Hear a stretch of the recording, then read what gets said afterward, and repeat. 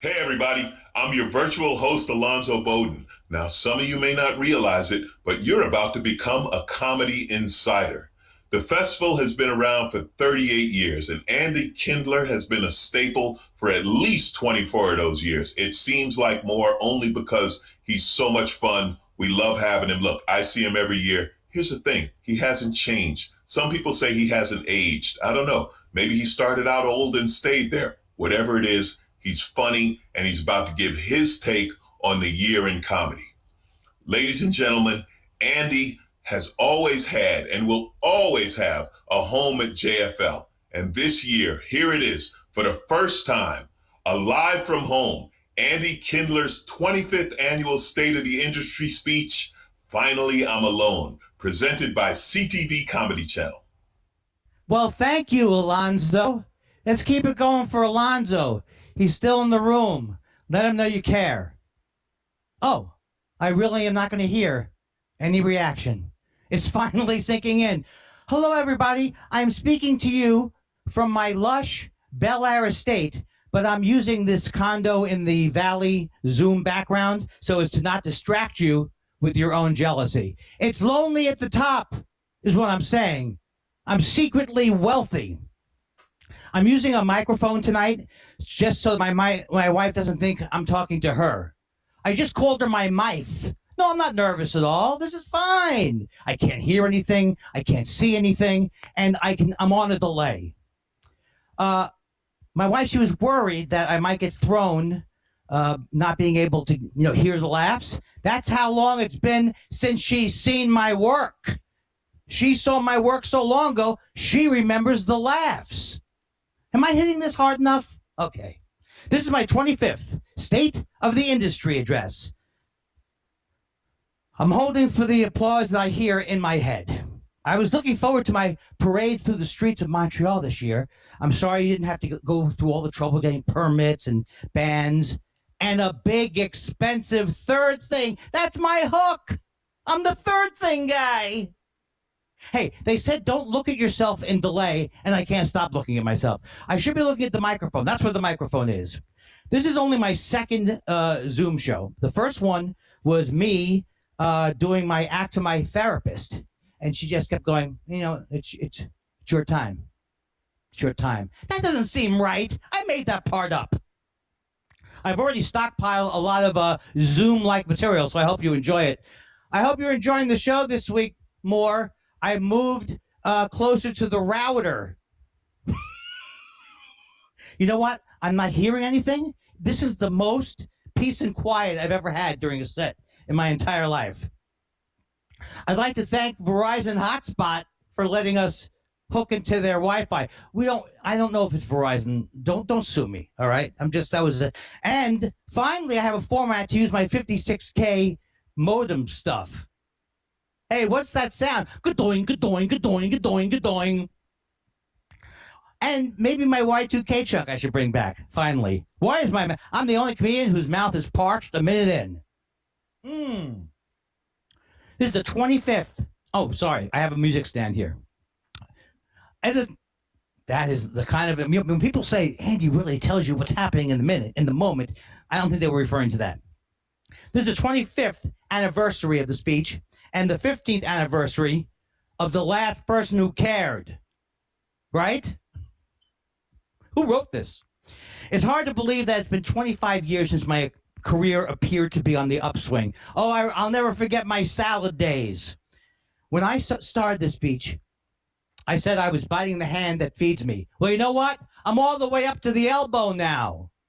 You see where I'm going with? It's a cannibal joke.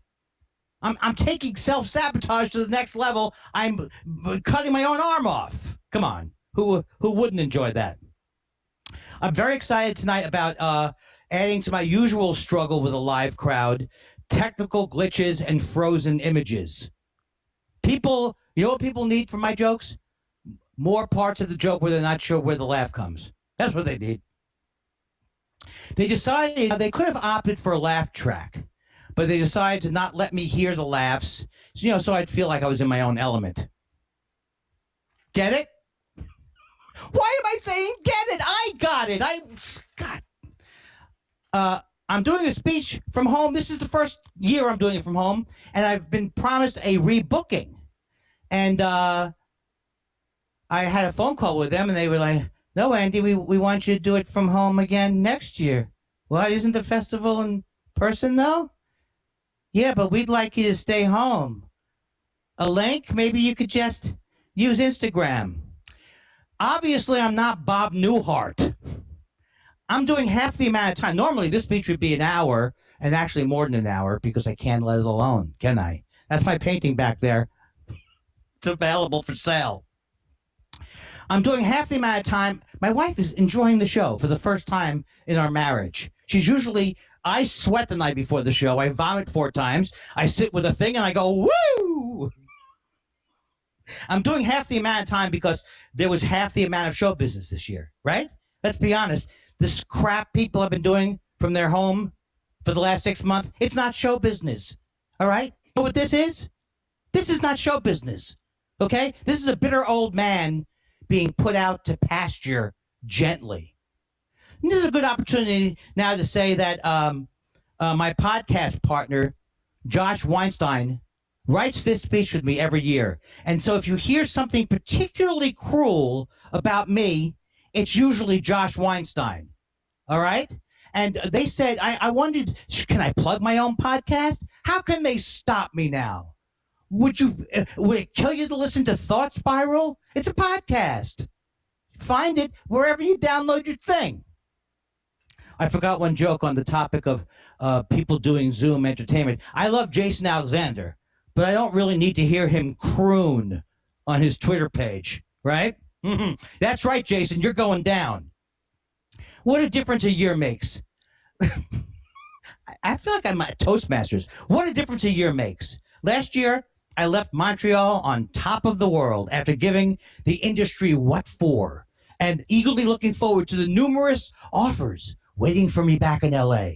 Sure, I've been giving an uneven, poorly constructed, overly angry speech for 24 years without gaining any momentum. But I had a gut feeling that my awkwardly worded, self-serving, and vindictively unpleasant comedy had finally broken through. That was all written by me about myself. That was not Josh. Nobody can yell at myself more than me. And then COVID hit. You people heard about it. It was in the news. And I couldn't sleep. Maybe it was the late night Adderall binge. If it's 11 o'clock at night, you go, maybe I should try another Adderall now. Maybe you shouldn't. Why am I hitting everything harder than I would be in a club? And so I don't know what I was going to do. I was desperate, just like many of you. Why do I assume you're desperate? You probably have jobs that are cool, that don't require seeing people. You don't have to stay after a show and press the flesh like me. But you know what saved my life? The heavens parted and the answer came. Cameo, folks. Cameo. And what have I learned by doing Cameo for the last month? That I've learned what my value is as a celebrity. And my value as a celebrity is $35. I know this because nobody would bite at $45. Nobody. Left it up 2 days, 3 days, boom, $35. People will pay me $35 to hear a pep talk, but not $45. It's where the metal meets the road, or a better metaphor. Folks, I don't know. That one was slightly weak, but that's the first time I've commented on how good the material was. This guy knows what I'm talking about. No, this guy in the chat room. Not only am I on Cameo, but I actually write jokes about being on Cameo. For example, here's one of my Cameo jokes. Hey, if you don't like my haircut, wait 2 hours. Get it? Because I'm constantly recutting it. If I say get it one more time, I have a feeling I'm not going to get it. And Cameo, get rid of that. Cameo has been hectoring me to complete my videos. So in other words, as if I didn't have the evil voice inside me saying, Andy, finish them. They keep reminding you. There must be some kind of an algorithm. By the way, remember when I toured as algorithm? That was a good time period. But they'll send me these notes like, you don't have 30 seconds to make Victor's dreams come true. That's what they're trying to hector me. Then they'll say, you don't have a minute to devote to your side hustle. That's just my side hustle. So the message there is, get to your jobs that you accepted and don't expect this to be a big payday. This is just not even FU money. And, oh, by the way, very excited, Bob's Burgers has been picked up for 2 more years. And my wife says she will pick me up for 1.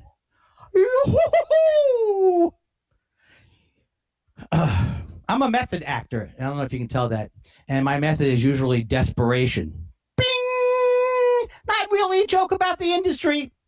Whenever I feel sorry for myself about not having a thriving career in show business, I remember that Otto Frank had trouble getting Anne Frank's diary published. Could there be a more compelling story?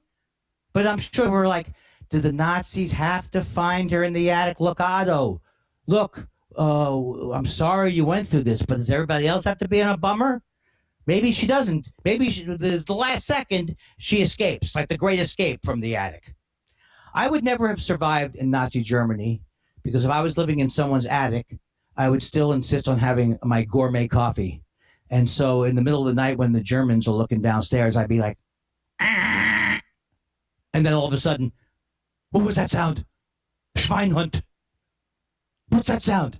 I got that from Hogan's Heroes.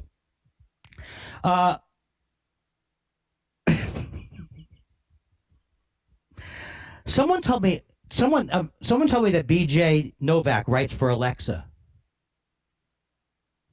And people say my career sucks. I'm sad we can't be all together in Montreal this year, but I'm very happy that we are finally in a situation where I can do the speech where I can't get punched. Like normally, I would worry that someone like BJ Novak, well, not him so much, he would just give you the cold shoulder death. That's what he would do. But I would be worried that I'd be in fear every second of getting beaten up. And I can't now. I am in an actual bunker. This speech is being delivered from a bunker. And so I'm in a bunker right now. You can't get me, BJ Novak, because I would be so scared when I was in Montreal. I would always imagine someone hearing my material and then punching me, and it would always be Joe Rogan, because I think what would be the hackiest way of dealing with me? Beat me up, and that would be Joe Rogan. And Joe Rogan doesn't. I studied Taekwondo. Joe Rogan actually uses it. So now I'm safe. I'm just safe to say whatever I want in the basement, in the bunker. Nobody can get me. And so I want to say I miss the days when comedy was just offensive quality wise.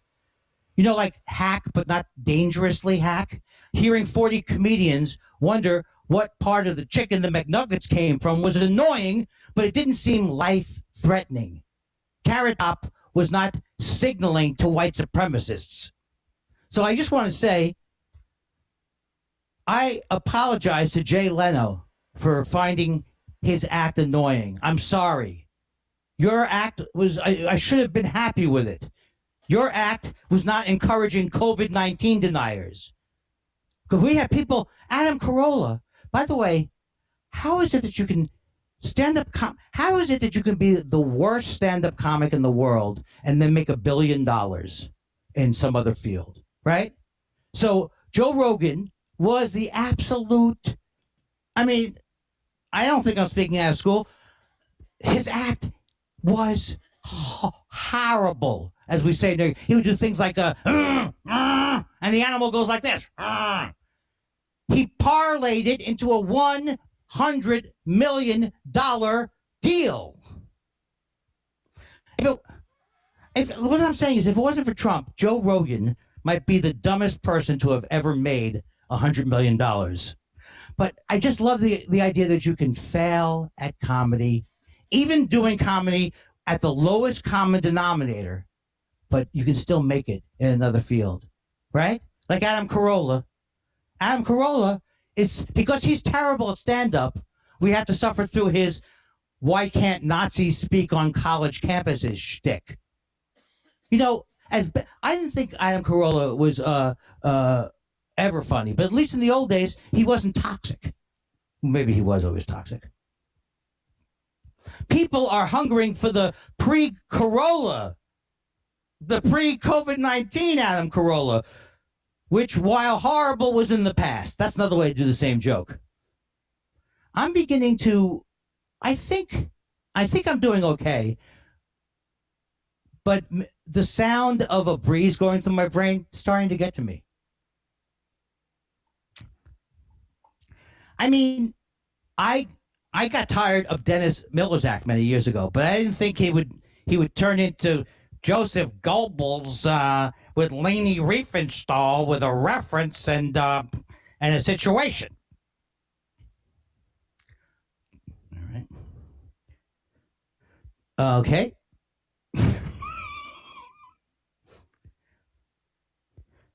Now I can make fun of Alan Covert. I shouldn't even make fun of Alan Covert because it's so long ago that I felt insulted by him.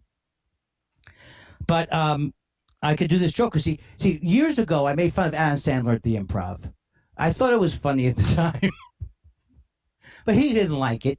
And Alan Covert, he came up and he was in my face. I took Taekwondo because of it, because of Alan Covert cornering me at the Improv.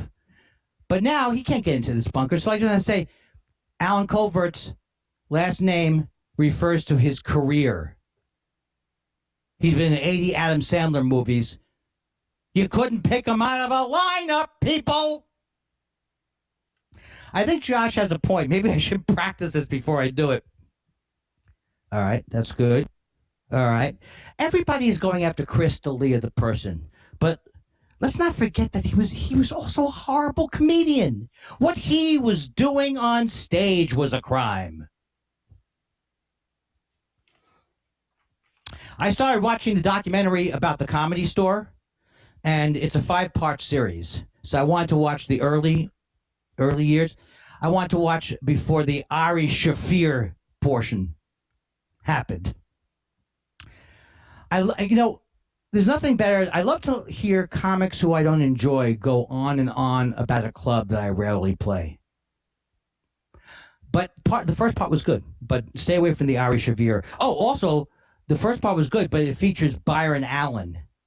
And does he need to be in there? Who's done more to cheapen comedy than Byron Allen? Who's done more? And I'm referring just to his contracts. That's right, people. You're not ready in 2020 when the world is falling apart. You're not ready to hear my anti-Byron Allen material. Look, you people can cancel anyone you want, all right? But I am sticking with Woody Allen. I don't care what you say about him. What's the matter? Too soon, ye? What was the problem with that? Was too soon? Why didn't you like that joke? Too soon, ye? Thank you, folks. That was the one I didn't want to. I have become pro Jim Belushi after all these years because after 3 decades, he's redeemed himself in the only way possible. He's quit acting and he's grown pot. So he took my note. I told him to do that a year ago. I don't know what happened to my delivery, but I can't think of something funny to say about it. There's something very disturbing to me is that the Travel Channel has gone haunted. I don't know what happened. I thought the Travel Channel was like you go into a trip somewhere, you have a vacation, and they bring something back. But no. Here's the name of 3 shows on the Travel Channel. A Haunting. Alaska Haunting. Amish Haunting. I'm still in the A's of the show at the Travel Channel. What gives? Maybe that should be my hook line. The only offer Oh, I skipped ahead. The only offer I've gotten recently is the COVID. They've offered me the COVID edition of Last Comic Standing, and it was literally just locking comics in a room without masks. Hmm? Andy, talk show hosts all handle the quarantine differently. Like Bill Maher, the way he gets through it is he laughs at his own jokes constantly, so he stays in the rhythm. I used to think that it was a weakness of his. I used to think, you're done comedy 30 years, you don't seem to be getting any better at it. This isolation has made me blunt. Jimmy Fallon was so starved for ass kicking, he had to install a salt lick just off camera. Stephen Colbert in quarantine, he has no one around him to gently let him know that his Trump impression is not nearly as good as the amount he uses it. Sorry, Stephen. I only say that because I really don't think you're ever going to have me on the show. And I've been a fan for a long time. But you know what? You're going to have to hear this kind of material about you if you don't book me. And of course, Jimmy Kimmel went with the, oh shit, they found my old blackface tapes. I'm taking the summer off. Let me tell you something. White people in blackface is reprehensible. But being one half the creator of the Man Show is unforgivable, right? I mean, what hurts longer? I haven't been catching up on all the shows, but I've caught up on Nazis because that's my bailiwick, or you could say it's my wheelhouse. And I saw one show about the Nazis. The Nazis, they had their own movie industry, and they made a movie about the Titanic. Only in their movie, the Titanic, everything was the Jews' fault. From the evil Jewish company owner insisting they cheap out on the steel for the hull, to the big moment when the sailor rushes onto the bridge and tells the captain, "We've hit a Goldberg. We've hit a Goldberg." Come on, folks. What did you... Oh, my God. I think it froze me on that one. I will say what's nice about this isolated, socially distanced show is I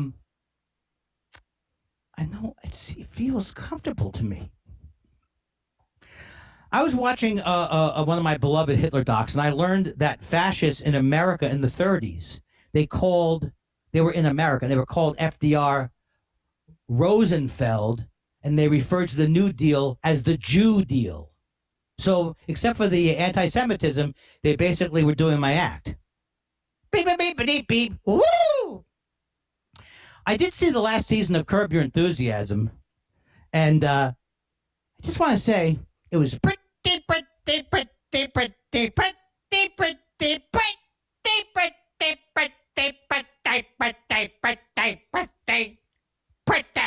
overrated. Thank you. Thank you about that. Thank you for that one. Am I still on the air? Oh, God. Okay, hold on a second. 7, 8. I have something I want to do that's at the end of the speech. This is a little bit more awkward than when I would do it on a stage. The virus doesn't care what state you're in. The virus doesn't care what kind of ice cream you like. The virus doesn't care if you press skip intro or not when you're watching Netflix. The virus doesn't care if a reverse mortgage is just another way to steal your house. They don't care. The virus doesn't care whether you get $200 for a Cameo or can't seem to get anyone to bite for more than $35, even though you're much funnier than the $200 person. The virus doesn't care. I have more of those. That was supposed to be one of my runner bits. Oh, Andy. Oh. If I hoped anything positive would have come out of the COVID, I would have hoped that I'm actually working the crowd now. What's he thinking? If If I hoped anything positive would come from COVID, I at least thought that we would learn to come to the realization that America doesn't have talent. Why do we have to do it? America's Got Talent. Can't we? Don't we have enough stuff to watch on TV land that we don't need to subject people to the threat of a pandemic to win a talent contest that doesn't even have any categories? It's a dog act up against someone who puts too much effort into singing. I was happy with that one. I can't get enough of the streaming services. Disney Plus. All the streaming services are a couple of new things plus the usual garbage for $12.99. Huh? Wouldn't you like to see Bambi? My wife and I are the same age, which is apparently why I can't get sets at the Laugh Factory. Took me a while to get that one. It's because they date young people, Susan. They're always dating young people. Oh, I'm going to go over. No. A lot of comedians got canceled this year, which sucks for me because I was going to punch up at them. Now it's too late. They're gone. You know your career is over when Andy Kindler can't punch up at you. That was Josh, because my career is over. He's saying down here. Oh, by the way, Thought Spiral is the name of our podcast. And also, people will say, Andy, do you have any comedy that's available on a download? Hence, the humor is out there. And please get it. And don't return it. I feel a little bit better taking shots at the canceled guys if my calendar looked a little bit more full.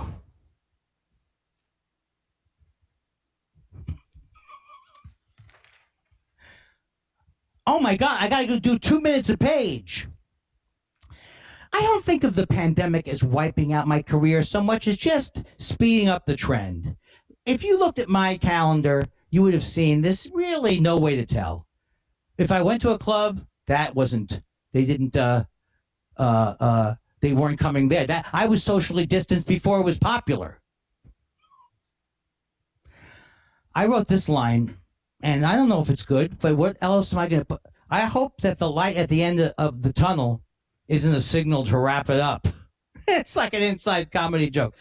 Now, people don't like me sometimes. Apparently, I'm only guessing because I think Mindy Kaling doesn't like me because she didn't say my name specifically, but she said something negative about something I said, so I figured it was me.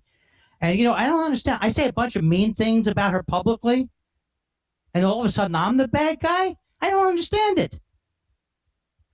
I mean, I meant all of my disrespect professionally. It's not personal. She's probably not as taken with herself as she appears to me. Maybe she tweets a couple of too many that feeling when. But what does that have to bother me for? My wife was, I don't know why I'm using my wife, but let's say that it wasn't my wife. Somebody else was wondering, how am I going to figure out how much 30 minutes of material will time out to without a live crowd? Well, here's the thing. When there's a crowd, I usually complain about the crowd reaction. That adds time. I think it's going to be way shorter without laughs. 15 minutes gone. 20 minutes. No one's giving me wrap-up signs, baby.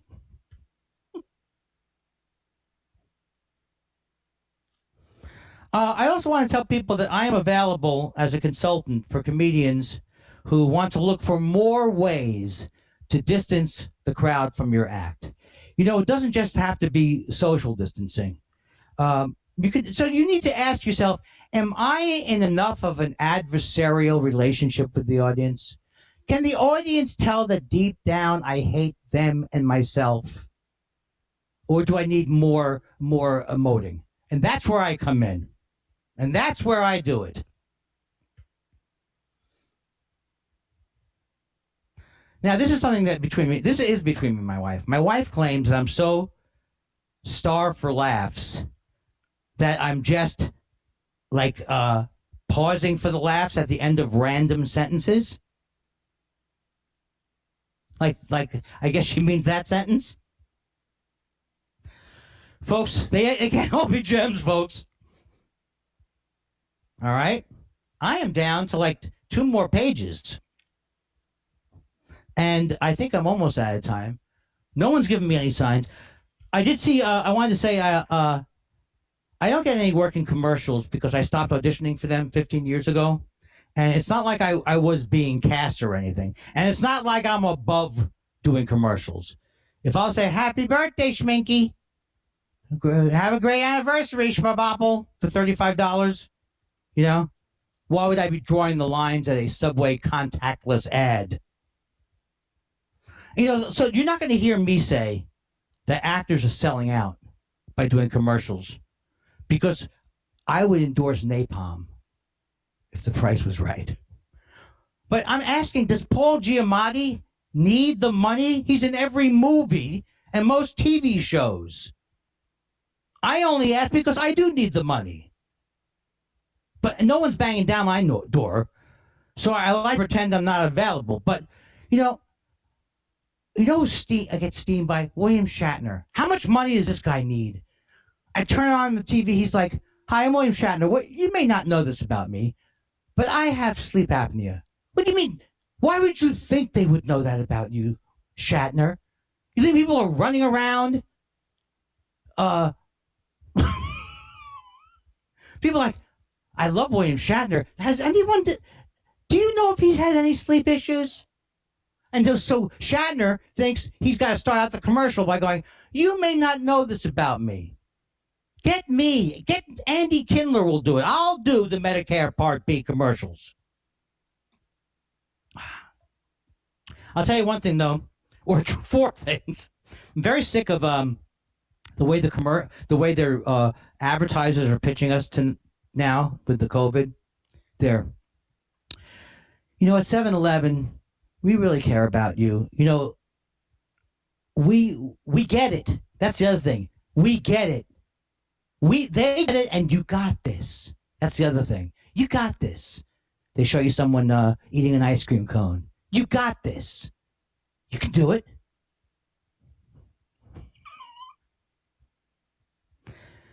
You can feed the world, or you can pay a little more to have your food delivered. We're here to solve people's dreams. Grubhub. All right. But you know what's amazing? That I get to the end, and there's not that much left. I will say this, folks. I think I am going to wrap it up because I think I'm 30 minutes, Paul says. But I am available for any Subway sandwich contactless ads. And I just want to say one thing to Spectrum. I have Spectrum at home. I don't want to watch Spectrum News, okay? Hi, we're Spectrum News. We're the news your TV forces you to watch when it's turned on. And also, it's not a good time, Spectrum, to have LA's finest. I don't care how attractive the policemen are in LA's finest. I don't want to watch them. Defund that show. Okay, I'm done. I think I'm done. I just want to say I saw Chris Rock on SNL last week, and you could tell he was a little rusty because he was only repeating his premises twice. I saw Chris Rock on SNL last week, and you could tell he was a little rusty because he was only repeating his premises twice. All right, folks. I have to go now, but I will be playing a series of clubs called Catch a Falling Star. And they'll be all over. They'll be located where one-nighters used to be located in New Jersey. And Catch a Falling Star. Catch comics like Andy Kindler, who it seemed like it was going so well. Catch them on the way down. As you know, I've never had a good closer, and that has not changed. I love you. Thank you very much. Thank you, Josh. Thank you, my wife Susan, and thank you, Montreal. And that's it. I'm never good at closing.